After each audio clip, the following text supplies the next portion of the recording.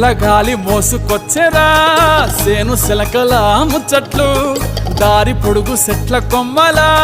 రాలుతున్న పూల సప్పట్లు గట్టి మోపులు కాల్వ గట్టులు చెమట సుక్కల్లో తడిసిన ఈ మట్టి గంధాల పల్లెటూరు దీని తీరే అమ్మ తీరు రంగులోన దాసి పెట్టి